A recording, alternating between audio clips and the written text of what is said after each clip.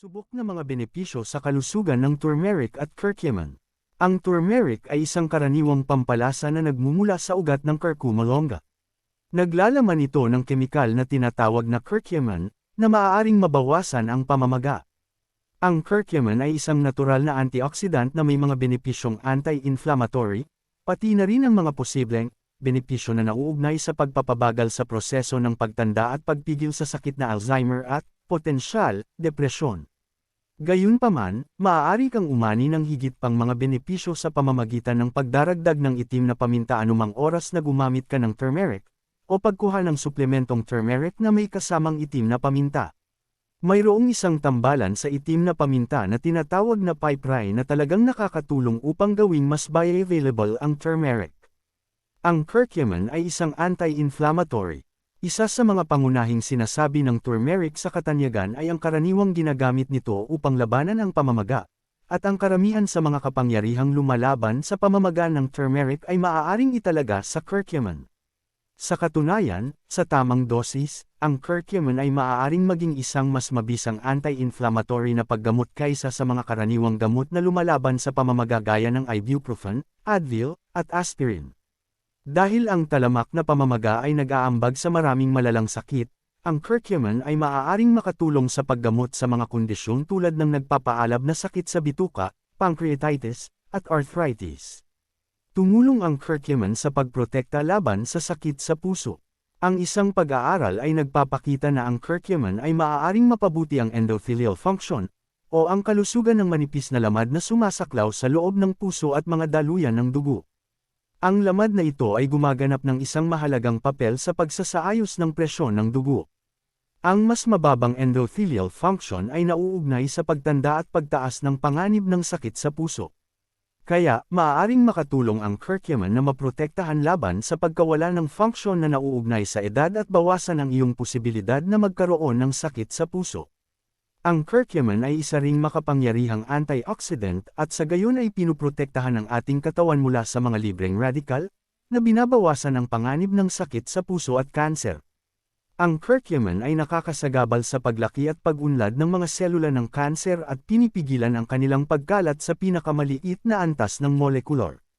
Kaya, epektibo nitong binabawasan ang panganib ng bagong paglaki ng kanser.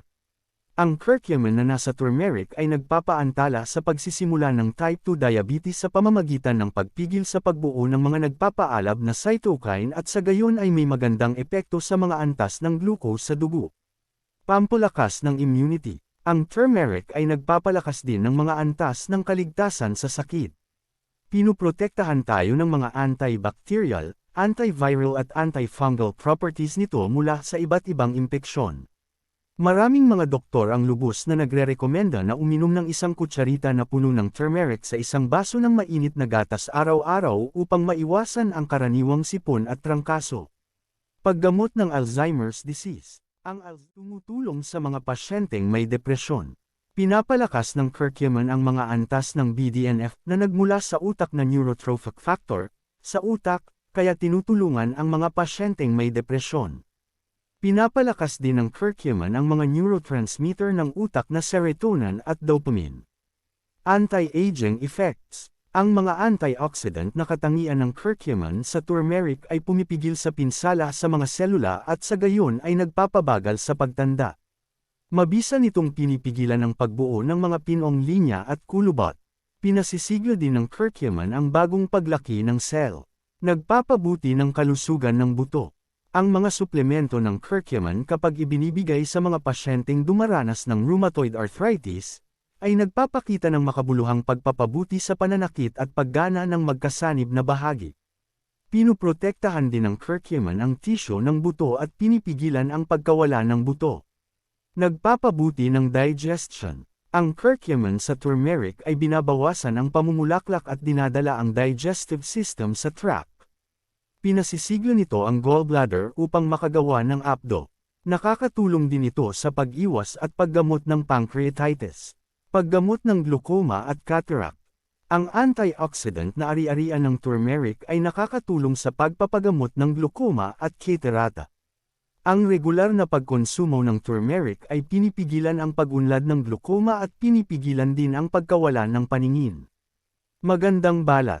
Ang turmeric ay may anti-inflammatory, antimicrobial at antioxidant properties na makakatulong sa pagalingin ang mga sugat, pigilan ang acne at breakouts, labanan ang eczema at psoriasis, bawasan ang mga peklat, lumiwanag ang mga madilim na bilog, magbigay ng natural na glow. Mga side effect ng pagkonsumo ng turmeric. Ang mas mataas na dosis ng curcumin ay humahantong sa acid reflux, pagtatae, pagkahilo at pananakit ng ulo. Maaaring mapabagal ng turmeric ang pamumuo ng dugo. Maaaring mapataas nito ang panganib ng pasa at pagdurugo sa mga taong may mga sakit sa pagdurugo. Ang turmeric ay maaaring magpulala ng mga problema sa tiyan gaya ng GERD. Ang turmeric ay maaaring magpababa ng asukal sa dugo sa mga pasyenteng may diabetes. Mainam na dosis ng turmeric. Hindi ipinapayong kumonsumo ng higit sa 5 teaspoons ng turmeric bawat araw. Paano ubusin ang turmeric? Maaaring gamitin ang turmeric sa pagluluto sa iba't ibang pagkain para sa kulay at lasa. Upang makamit ang pinakamataas na benepisyo sa kalusugan, ubusin ang turmeric na may itim na paminta, dahil pinapataas ng tambalang pinangalanang piperine sa black pepper ang pagsipsip ng turmeric sa katawan. Ang turmeric sa gatas na kilala rin bilang golden milk, o healthy blood, ay may napakalaking positibong epekto sa katawan.